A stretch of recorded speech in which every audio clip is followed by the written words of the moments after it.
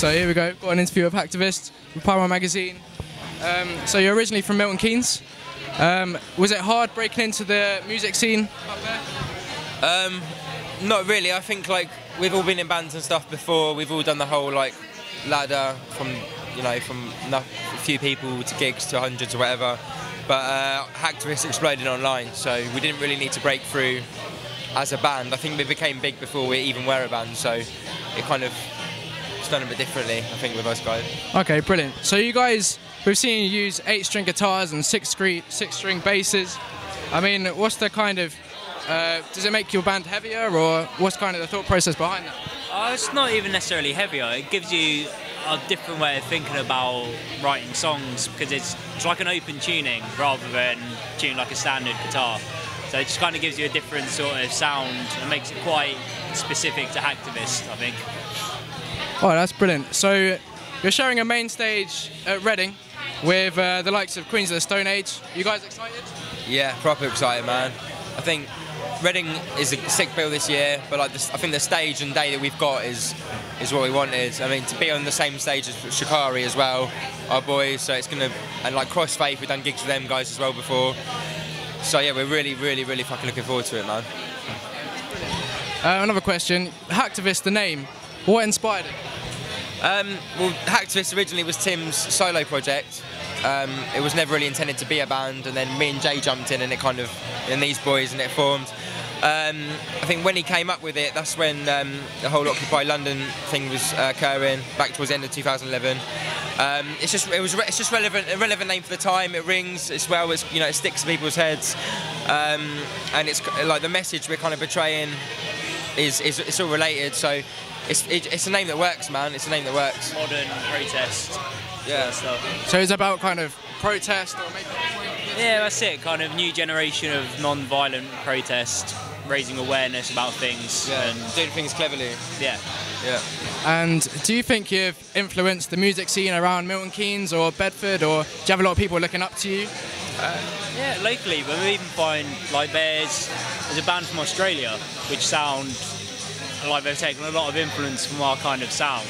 But like, yeah, you get people popping up all over the world, kind of messaging us saying, "Oh, check out our band, we really like Hacktivist."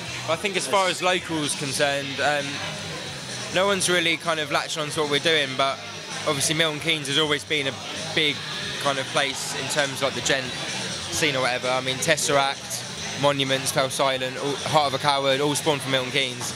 So it's like we've always all been in the same kind of thing, and we're all tight with each other. We're just the only ones that have brought the whole grime element into it. But I think a lot of bands that are starting up in Milton Keynes and people definitely look up to us in the sense of inspiration that you can be in a city where not much is going on and still break out of it. So I think a lot of people aspire to that, definitely. Brilliant. Given your unique sound, do you ever have any kind of disagreements within the band, given like you're both into different stuff? Nah, we're all into the same stuff, man. I mean, everyone brings their own element into it. I mean, we've all been in sort of a range of different bands. There's never clashes. Any differences are always a positive. Well, that's brilliant. So we've noticed you've been doing a few gigs of Korn. How did you find that? Oh, tour was ridiculous. Like the kind of calibre of the venues who were playing on that tour. We started in Brixton Academy, and then got bigger and further. Set off a huge high point just from that first gig. Yeah. Quite a few of theirs, because obviously it was their world tour, quite a few of their shows were all sold out, so we got to play to just huge numbers of people just because of that, for one. So it was a huge step up for us to be able to tour with a band of that size and that quality, but then also such large numbers of people as well, so it's a huge platform, definitely. Yeah. And I think the doors open like about an hour at least before we come on stage, so by the time we're on, the room's already packed out, so it's not a case of like the support band, people are sort of settling in. The crowd was already there, so it was pretty insane, man. It was pretty insane. And what's Korn like to hang out with? Do you have a good time? Really nice guys, yeah, really nice guys. We gave them a copy of our EP. They obviously listened to it and they really liked it, so we was getting on pretty well with them. Like, Head's really friendly, he's a really good guy to chat to. Got some tips off of Jonathan and Ray. Yeah, they're cool guys, man. I mean, considering their size, they're pretty humble, yeah, and I think they were happy to have us on tour with them, so. Yeah, that's brilliant. And what can we look forward to in the next 6 months from Hacktivist? We've got festivals here and there. Obviously Reading, got Masters of Rock, Brutal Assault, is it? Yeah, I think. And we're still writing the album, so hopefully we'll release a couple of things off that before it comes out.